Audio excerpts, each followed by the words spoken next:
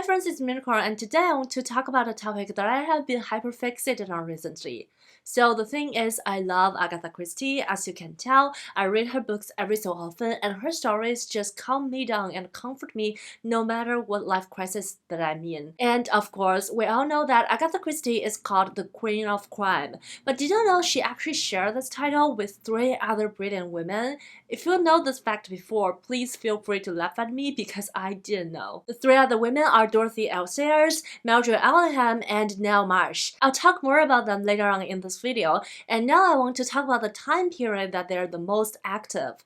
So the time when they were the most active was called the Golden Age of Mysteries, or the Golden Age of Detective Novels. It was a tremendously impactful era of mystery writing, and the active authors at that time built the foundation of whodunit murders, and they influenced all the people all around the world until today. For example, in Japan, my favorite mystery style, which is called hongaku, is actually directly learned from this golden age of crime.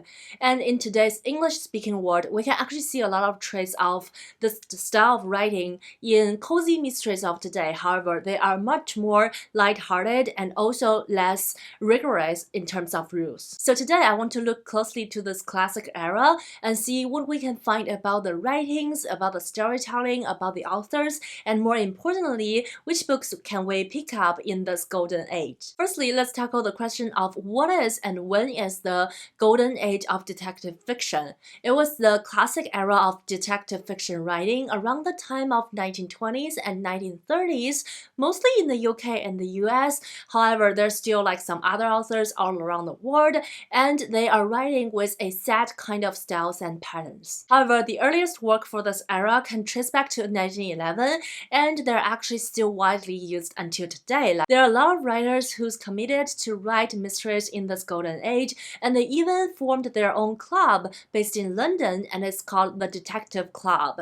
And the founding members including the aforementioned Agatha Christie and Dorothy L Sayers, and they get together every so often to talk about their newest work and critique each other's books. I mean, I will happily be a piece of furniture for this club if I could, just like to witness how they socialize and talk about mystery writings. Now, with an organization, naturally comes a set of rules. In 1929, English writer Ronald Knox summarized the 10 rules of the golden age of detective fiction, and I found them very interesting, so let's take a closer look together. The first 5 rules are all set to minimize the shock value to readers in the mystery, and the 5th one is particularly noticeable, and they are: Number 1, the criminal must be mentioned in the early part of the story, but must not be anyone whose thoughts that the reader has been allowed to know. Number 2, all supernatural or preternatural agencies are ruled out as a matter of course. Number 3, no more than 1 secret room or passage is allowable. Number 4, no hitherto undiscovered poisons may be used, nor any appliance which will need a long scientific explanation at the end. From these rules, we can tell that the story must provide a fair ground for both the detective and the readers. No shock values or twists are allowed, and we as readers can even start our own investigation because essentially we know everything that's supposed to be helpful. I think these are the most important reasons why I love to read classic mystery novels so much compared to the contemporary works, because I cannot tell you that how frustrated I was sometimes reading contemporary works and fully immersed and invested only to find out that there's something hidden from me in the last 10 pages of the book. I remember there even one time there is a supernatural element in the whole story, but we are not informed until the last page. I was beyond furious. Because to me, hiding an important clue or supernatural element is just like a lazy way of writing. I mean, if you want to write like that, may as well have the main character waking up from a dream in the last sentence. Anyhow, I got carried away. Let's move on to rule number 5, which needs a little bit of explanation and discussion. The rule is, no Chinaman must figure in the story. Not gonna lie, this sounds really bad. However, based on my research, I don't think Ronald Knox or any other writers are intended to cast any prejudice or discrimination against Chinese in this particular case.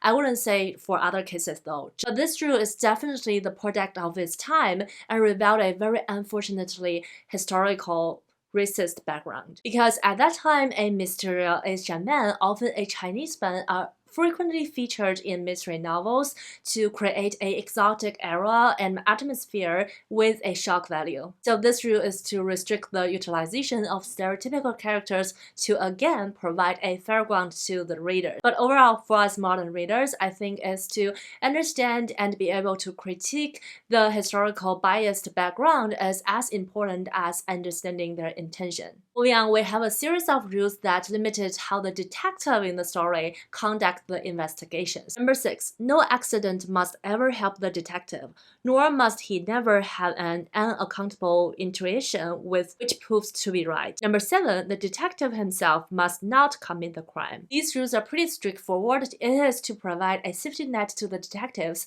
so they can start their own investigation without need to worry about anything else. And now I'm thinking maybe it's because of these rules, the detectives in the stories are often very established already in the society. For example, they can be dukes or retired policemen. It is for them to be trusted and we know that they won't commit murders. The 8th rule is the detective is bound to declare any rules which he may discover. And number 9 is the sidekick of the detective, the Watson, must not conceal from the readers any thoughts which pass through his mind.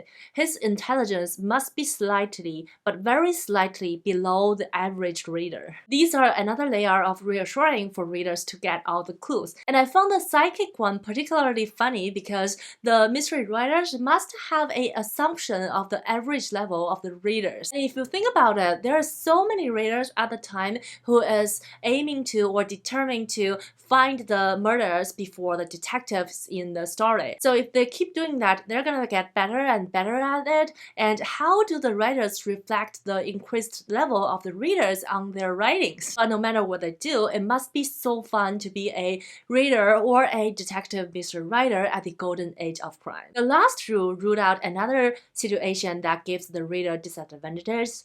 It says twin brothers and doubles generally must not appear unless we have been duly prepared for them. Like I mentioned before, these rules influenced the mystery writing genres tremendously and inspired so many subgenres all around the world. In the Japanese mysteries that I always read, a lot of them actually have characters in the book discussing these rules. Now that we are deeply into the rabbit hole of the golden age, I want to talk about some influential and wonderful writers that I want to read in the near future to explore this wonderful era of mystery writings. Honestly, there are so many of them and it's so hard to narrow them down, but I can only take one bite at a time. So today I'm gonna talk about 5 writers and besides Agatha Christie, obviously. First, we have the other 3 queens of crime, starting from Dorothy L Sayers, who I've already read a book from. Dorothy L Sayers wrote 16 books, and 11 of them featuring her iconic detective called Lord Peter Wimsey. Lord Peter Wimsey solved crimes for her own amusement with his butler and often take advices from his very wise mother. Sayers' storytelling is a little bit different from Agatha Christie. Instead of focusing on who done it, she pays more attention to the murder tactics and focusing on the how done it. For example, the first book of Lord Peter Wimsey is called Whose Body, which is the one that I read. The book started with a body that suddenly appeared in one of the characters' home in the bathtub, and none of them knows whose body it is and how it got there. I read this book earlier this year and it was really fun, so I'll move on to the next book in the series, which is called Clouds of Witness. And honestly, this book sounds like a perfect holiday season read. In this book, Lord Peter Wimsey went with his family to a retreat in a rustic old lodge, and this trip was full of their pleasure and their thrill to hunt until they found a man lay dead in a bunch of flowers. Wimsey's brother was accused to be the first suspect to the murders, but their whole family actually found some very interesting twists, including a mysterious vanishing letter from Egypt, a grieving fiancé with a suitcase in hand, and a special bullet for a special person. Does this book scream holiday season? I can already hear the wood burning in the fireplace and smell all the teas and the cozy vibes.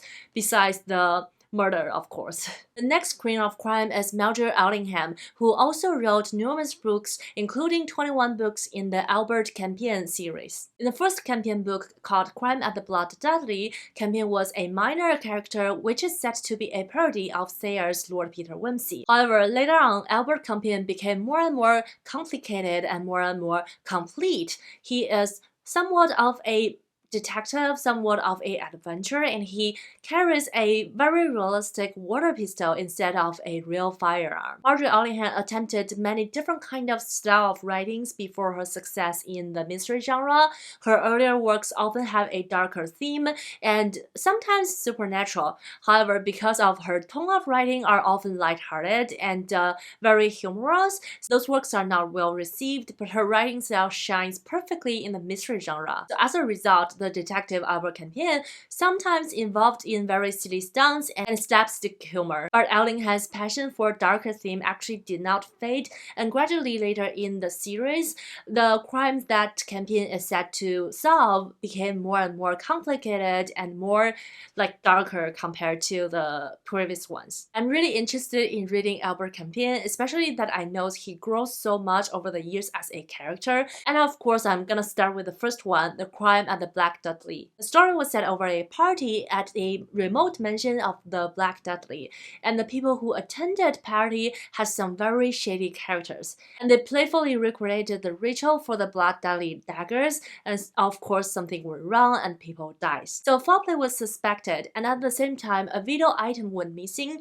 and all the guests found themselves to became a hostage to a gang. Remote mansion setting is nothing new to our modern readers, but I'm really intrigued by the added layer of the escape room vibe, and moreover, I'm really interested to get to know Albert Campion. Lastly, in the Queen of Crimes, we have Ngaio Marsh, a New Zealand writer who has 32 books, all feature her iconic detective, Margery Allingham. She started to write mystery novels on a Saturday afternoon after she read something either from Agatha Christie or Dorothy Sayers. So she started to wonder maybe she can also write something similar in this genre. I bet at that time she didn't know she will be one of the Queen of Crimes along with the author that she admired. Besides mystery writings, she was also passionate about theater and paintings. Actually, she created and produced a lot of plays, including Hamlet at the time.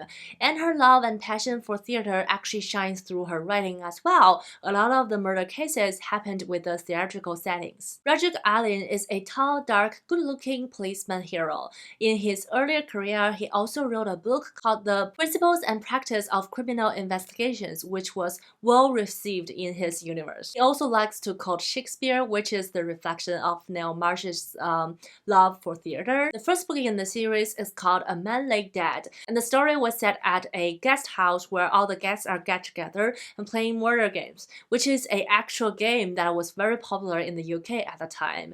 And needless to say, we have another situation where a people gathering and people dies and things went wrong. Ngaio Marsh later on critiqued her own early works and saying that it was full of cringe and shadow characters.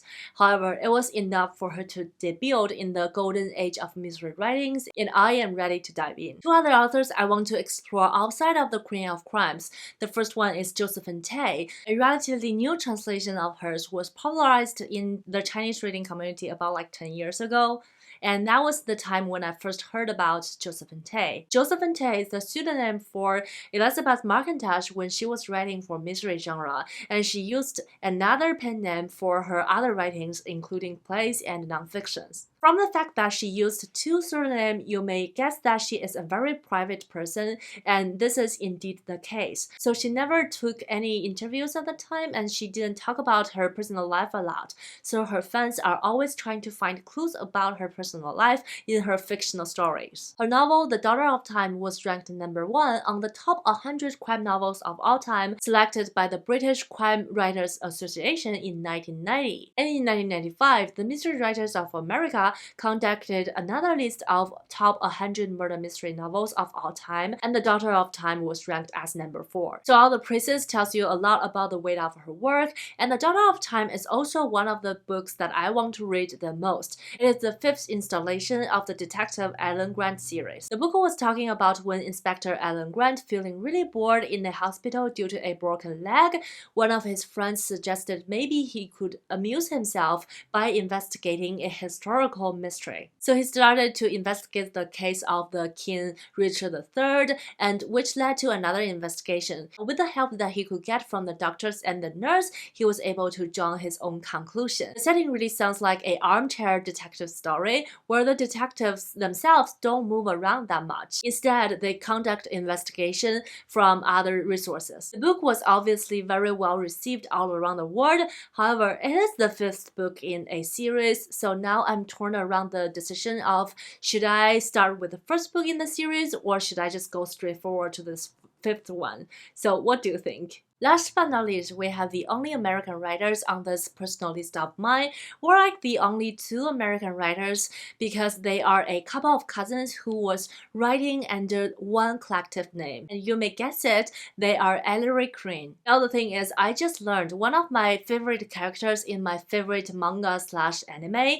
Detective Conan, was called Kisaki Ellie, which is named after Ellery Queen, which gave me a very bizarre feeling because how could I possibly not know? I thought I know everything about Conan, but apparently not. Anyhow, back to Ellery Queen. Like I said, this is the pseudonym for 2 American detective writers. They actually use this name for both their pen name and also the main characters in their stories because they believe that oftentimes readers only remember the name of the detective. And so by doing it this way, they made sure that we remember them. There are more than 30 novels written featuring the detective Ellery Queen and written by Ellery Queen.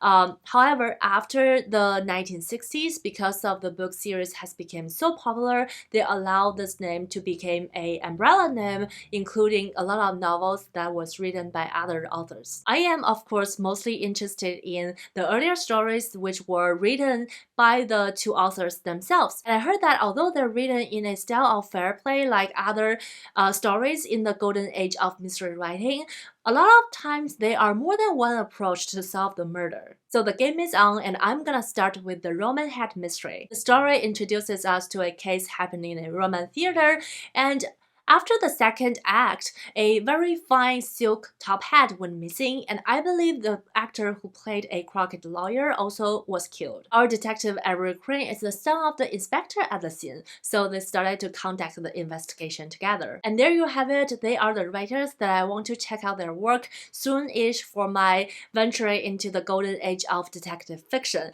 And they have so many books. I believe if you add all the books together, there are more than like 100, if not 200 books for me to read. Endless TBR, but no complaint. The more mysteries, the better. And I hope you enjoyed today's video. I'm not sure if you are as excited for mysteries as me, but please let me know what's your favorite mystery book and who is your favorite author if you have one. And don't forget to say hi in the comment section down below. Thumbs up to this video if you liked it. I wish you happy reading, stay healthy, stay safe. I'll see you in my next bookish video. Bye!